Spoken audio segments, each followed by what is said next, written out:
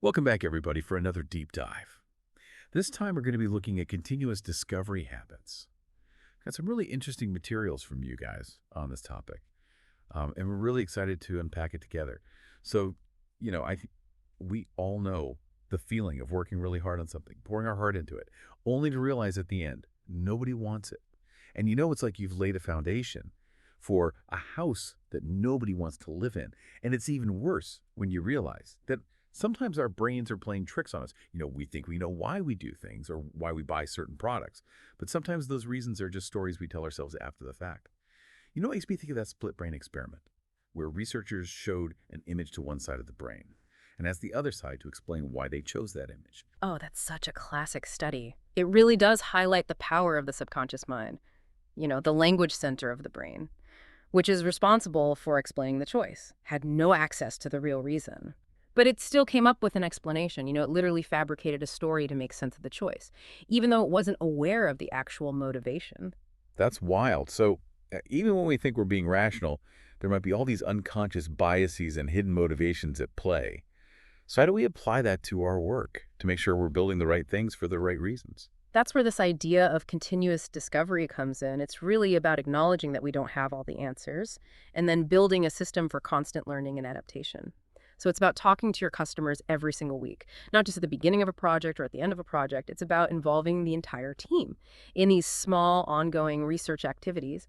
And most importantly, it's about having a clear, desired outcome in mind, like a North Star that guides your decisions. So instead of just, jumping headfirst into building a product based on our assumptions, we're taking more of an iterative approach and constantly checking in with our users and adjusting course as we go. Exactly. You can think of it like navigating a ship through uncharted waters. You wouldn't just set sail in a random direction and hope for the best. Right. You'd be constantly checking your compass, looking for landmarks, adjusting your course based on the conditions. So continuous discovery is like that compass. It helps you stay on course and avoid running aground. I'm starting to see how this could be a game changer, but let's back up for a second. You mentioned desired outcomes. What exactly does that mean? And how do we make sure we're focusing on the right ones? I mean, remember the Wells Fargo scandal a few years back?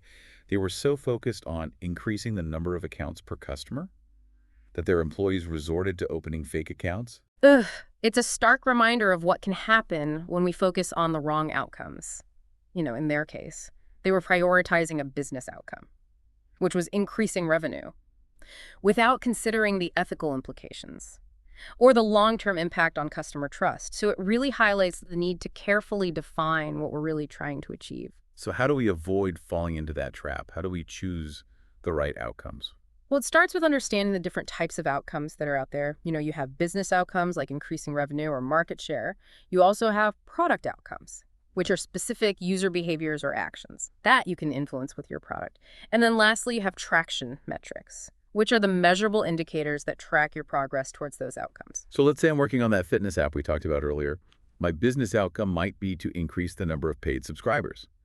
My product outcome might be to get users to work out at least 3 times a week. And my traction metric would be the number of workouts logged in the app. Exactly. And the key is to make sure that your product outcomes are actually driving your business outcomes.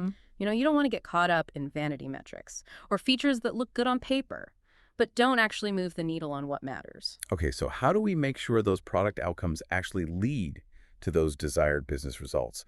And how do we even know what users want in the first place? Do we just ask them? You're touching on a really important point. You can't just ask people what they want. Remember that split brain experiment we talked about earlier? People aren't always aware of their own motivations.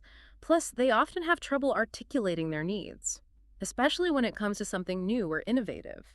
They might say they want one thing, but their actions reveal something totally different. Okay, so how do we get past those surface level responses and uncover those deeper needs and desires? Do we need to become mind readers? Well, not quite. But we do need to go beyond simple surveys and direct questions. We need to observe their behavior, listen to their stories, understand the context of their actions. We need to become detectives, piecing together the clues to uncover those hidden motivations. So we're talking about digging deeper, asking why, and understanding the emotions and motivations behind their choices. Exactly. And one of the most powerful tools we have for doing that is the experience map. Experience maps, I've heard of those. But honestly, they always seemed a bit intimidating. Like something that requires a design degree and a team of consultants. They can be as simple or as complex as you need them to be. But think of it as a visual timeline of the customer's journey, highlighting the steps they take, the emotions they feel, and the pain points they encounter along the way. It's a way to step into their shoes and see the world through their eyes. Okay, that makes it sound a little less scary. But how do we actually create one? What are the key elements? Well, the first step is to define the scope. You know what specific part of the customer journey are you focusing on. And then you start mapping out the steps involved, the actions the customer takes, the touch points they have with your product or service. But here's the key. Don't just focus on the functional aspects. Okay, so what else should we be paying attention to? Well, think about their emotions. What are they feeling at each stage of the journey? Are they excited, frustrated, confused? And think about their goals. What are they trying to achieve? What are their motivations? By capturing these emotional and motivational layers, you create a much richer and more insightful experience, Bab. I'm starting to see how this could be really useful. But don't we already know a lot about our customers? I mean, we have analytics data, customer support tickets, all sorts of other information. You're right. You probably have a lot of data, but data only tells part of the story. It can tell you what people are doing, but it can't always tell you why they're doing it. So the experience map helps you bridge that gap, connecting the dots between the data points and the human story behind them. It's about going beyond the numbers and understanding the emotions, the motivations, and the context that drive customer behavior. Okay, I'm sold. Experience maps are officially on my to-do list. Yeah. But let's say we've created our map and we've identified some key areas where we think we can improve the customer experience. How do we actually talk to customers in a way that gets us valuable insights? I mean, like you said, you can't just ask people what they want. Right, exactly. We need to go beyond those surface-level questions and use techniques that encourage them to tell us stories, to reveal those unconscious biases and hidden motivations. So what are some of those techniques? How do we become master interviewers without being creepy or intrusive? Well, first, we need to create a safe and comfortable environment where people feel comfortable sharing their experiences. So start by building rapport, show genuine interest, avoid leading questions. And instead of asking broad, hypothetical questions, focus on specific, recent experiences. So instead of asking, what are your biggest frustrations with online shopping? We might ask, tell me about the last time you had a frustrating experience shopping online. Exactly. By focusing on a specific event, you're more likely to get a detailed and accurate account of their experience. And once they start telling that story, your job is to dig deeper, to uncover the emotions, motivations, and context behind their actions. We were like investigative journalists, asking probing questions and piecing together the clues to uncover the real story. Precisely. Ask follow-up questions like, what were you feeling at that moment? What were you hoping would happen? What did you do next? These types of questions help you understand the why behind their actions, not just the what. This is all making so much sense. I'm starting to feel like I have a whole new set of tools for understanding my customers. But let's say we've done our interviews, we've gathered all these juicy customer stories. What do we do with all that information? How do we organize it in a way that's actually useful? That's where the opportunity solution tree comes in. It's a visual framework. That helps us break down complex problems into manageable chunks and prioritize our efforts. Think of it like a family tree. Okay, I'm intrigued. Tell me more about this family tree approach. How does it help us make sense of all those customer insights? So imagine your desired outcome at the top, like the ultimate goal you're trying to achieve. That's the trunk of the tree. So this could be something like increasing user engagement or launching a successful new product. And then the main branches represent the key opportunities that you've identified through your customer research, those unmet needs, pain points, and desires. That, if addressed, could help you achieve that outcome. Okay, so the branches are kind of like the big problems we're trying to solve, like those I can't find anything to watch moments we were talking about with that streaming service. Exactly. And just like a family tree branches out, these opportunities can be broken down into smaller related sub-opportunities. These are like the twigs on our tree. So for example, under I can't find anything to watch, we might have sub-opportunities like I'm overwhelmed by too many choices, or I don't know what's new, or I'm not sure what my friends are watching. Okay, I'm starting to see the visual here. So we've got the trunk, the branches, the twigs. Where do solutions fit into this family tree analogy? The solutions are like the leaves. Each twig or sub-opportunity can sprout multiple leaves, representing different potential solutions. So, for example, if the sub-opportunity is, I'm overwhelmed by too many choices, one solution might be a personalized recommendation engine, while another might be a simplified browsing interface. I love how this really visualizes the whole problem space. Mm. But with so many branches and leaves, how do we avoid getting lost in the woods?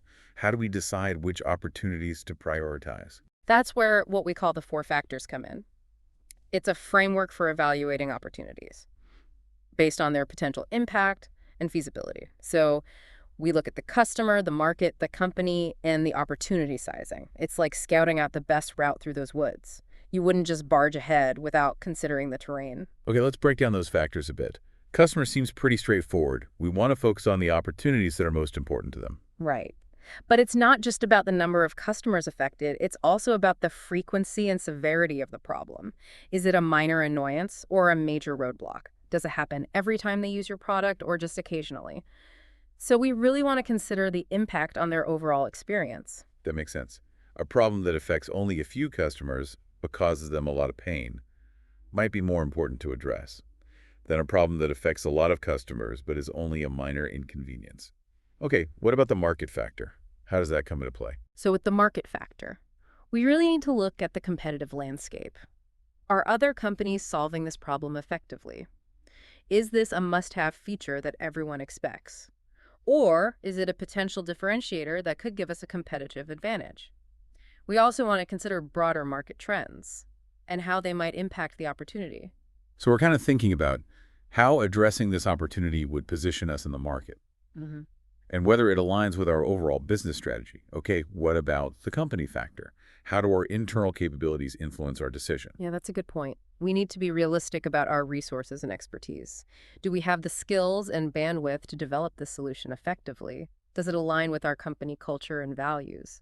Because chasing opportunities that are outside of our core competencies or require a massive investment that we're not prepared to make can lead to a lot of frustration and wasted effort. It's like knowing your limits as a hiker. Yeah. You wouldn't attempt a really challenging climb without the right gear and training. Oh. All right, last factor, opportunity sizing. What's that all about? So opportunity sizing is where we try to estimate the potential impact of addressing the opportunity. How much could we potentially improve our product outcomes and ultimately our business outcomes? Will this move the needle on key metrics like user engagement, customer satisfaction, or revenue? So we're trying to get a sense of the potential return on investment for pursuing this opportunity. Hmm. But isn't that really difficult to predict with any accuracy? It is, and that's why it's important to remember that we're not looking for perfect data here. We're just trying to get a rough estimate, a sense of the relative magnitude of the opportunity. Sometimes we have to rely on our intuition and experience, balancing data with a healthy dose of wisdom. As Jeff Bezos famously said, most decisions should probably be made with somewhere around 70% of the information you wish you had. If you wait for 90% in most cases, you're probably being slow. Okay, that's reassuring. It takes a little bit of the pressure off, knowing that we don't need to have all the answers before we even start. Speaking of starting, I have a confession to make. I'm a bit of a brainstorming skeptic.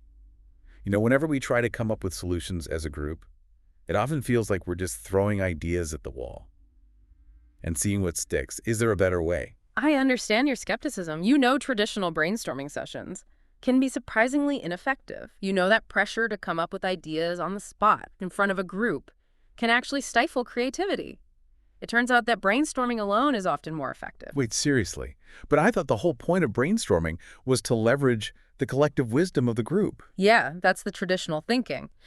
But research has actually shown that when people brainstorm individually, they tend to generate more ideas and more diverse ideas than when they brainstorm in groups. So what's going on there? Why are we more creative when we're alone? Well, there's a few reasons for this. First, there's social loafing, which is the tendency for people to put in less effort when they're part of a group.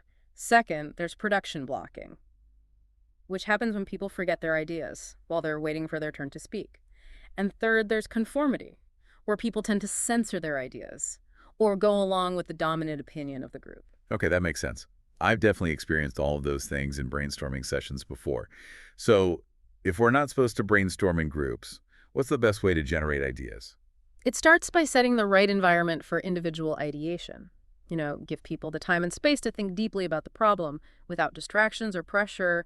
Encourage them to set a timer, embrace bad ideas, and borrow inspiration from other fields. So it's about creating a safe space for people to explore different possibilities without fear of judgment. Okay, so once they've had some time to generate ideas on their own, Can we then bring them together as a group to share and discuss? Absolutely.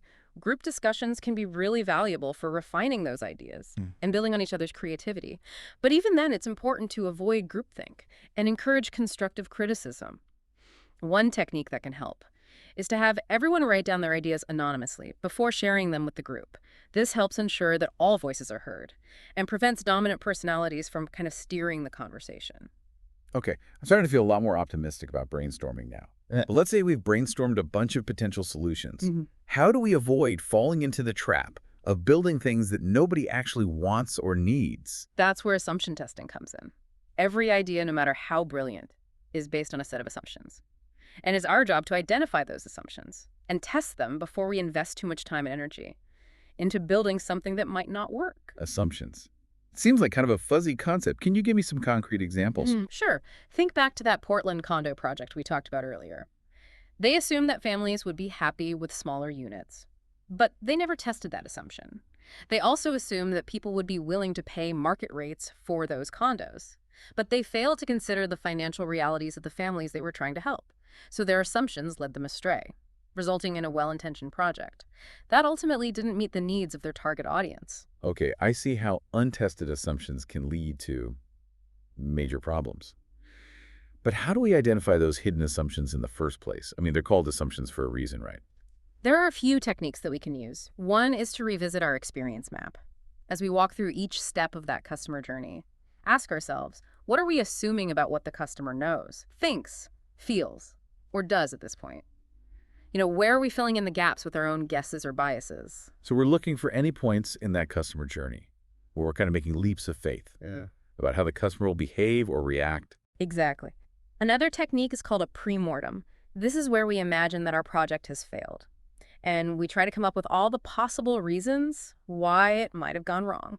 So we're basically playing devil's advocate with ourselves, trying to poke holes in our own ideas before they even get off the ground. Precisely. It's a great way to surface those hidden assumptions and force ourselves to confront the potential risks before we invest too much time and resources. Okay, this is starting to feel very practical and actionable. Yeah.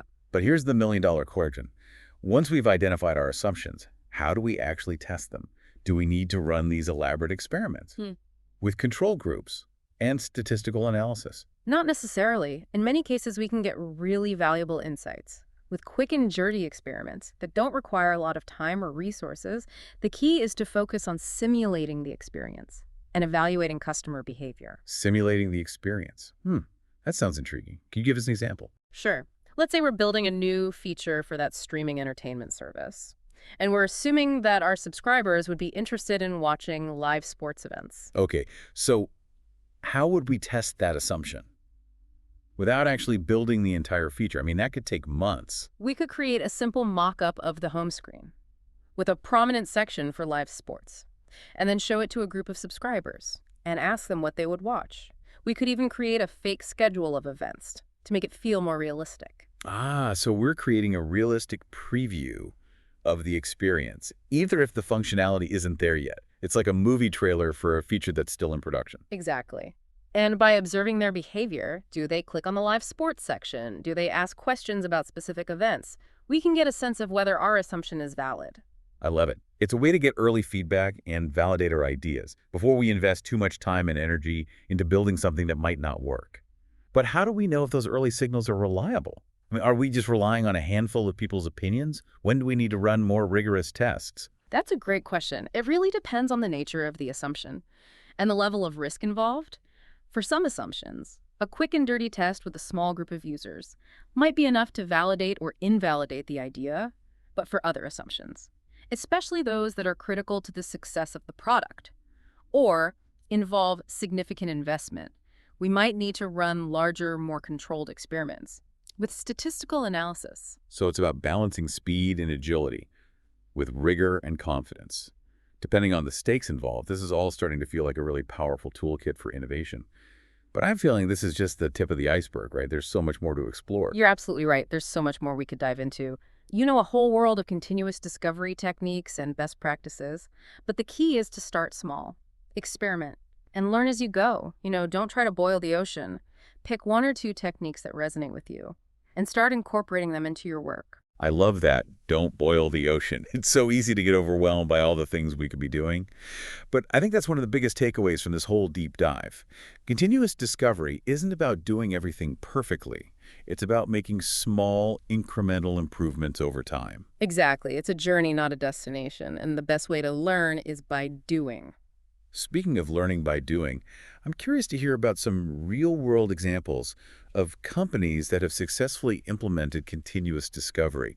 Do you have any stories that could inspire our listeners to take action? Absolutely. I've got a few stories that I think really highlight the power of continuous discovery in action. Okay, hit me with your best shot. All right, let's start with After College. It's a company that helps college students find jobs. And they were struggling with a really low search start rate on their platform.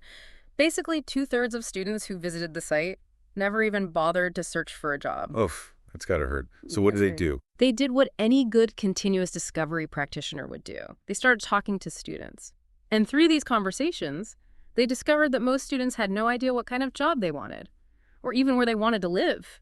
They were just starting their careers. They didn't have enough experience to even know what options were out there. That makes total sense. It's like trying to order from a menu when you've never tried any of the dishes before. You just don't even know where to start. Exactly. So After College realized that their initial onboarding process was asking the wrong questions. Instead of asking students about specific job titles and locations, they started by asking about their major.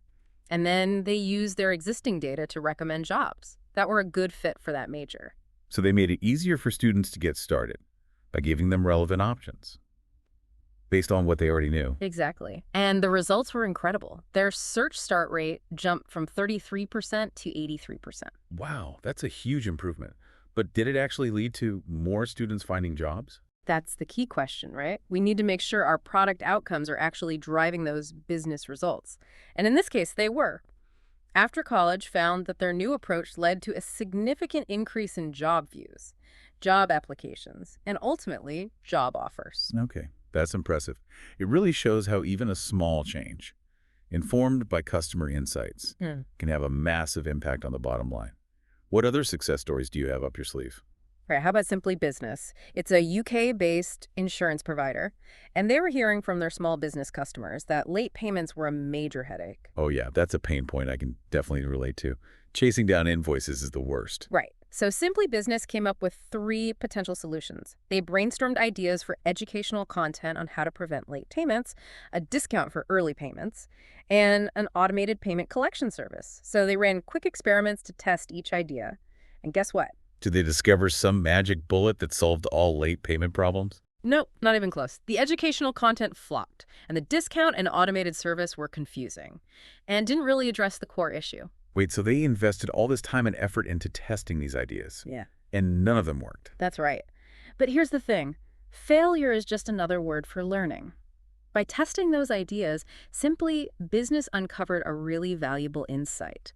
Their customers didn't actually want them to solve this problem. They preferred to handle it themselves, even if it was a hassle. So sometimes the best solution is no solution. That's a powerful lesson. Exactly.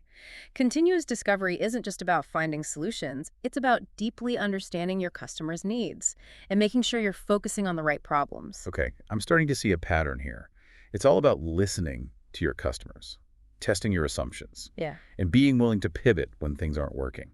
Do you have one more story to share before we wrap up? All right, one last story. This one's about FC's America. It's a financial services company that focuses on agriculture. And they wanted to encourage their customers to engage with them digitally. But they were worried about alienating customers who really valued the personal relationships they had with their financial officer. Yeah, that's a common challenge, trying to find that right balance between technology and the human touch. Exactly. So FC's America started by interviewing farmers and ranchers, and they learned that many of them were already doing online research to figure out how much they could afford to borrow, and that became their opportunity. So they tapped into an existing need, where customers were already comfortable engaging digitally. Right. They built an online calculator that allowed farmers to explore different loan scenarios without having to talk to anyone, and it was a huge success. It gave customers the information they needed up front, while still allowing them to connect with a financial officer when they were ready for a more personalized experience. I love that. They met their customers where they were, giving them the flexibility to choose how they wanted to interact. Exactly, and that's the beauty of continuous discovery. It's about finding solutions that work for both your customers and your business. Wow, these stories are so inspiring. I'm feeling super energized and ready to put all this into practice. But I have to admit, a part of me is still feeling a bit overwhelmed. Like, where do we even begin? The best advice I can give is to start small. Pick one habit, one technique, and focus on mastering it.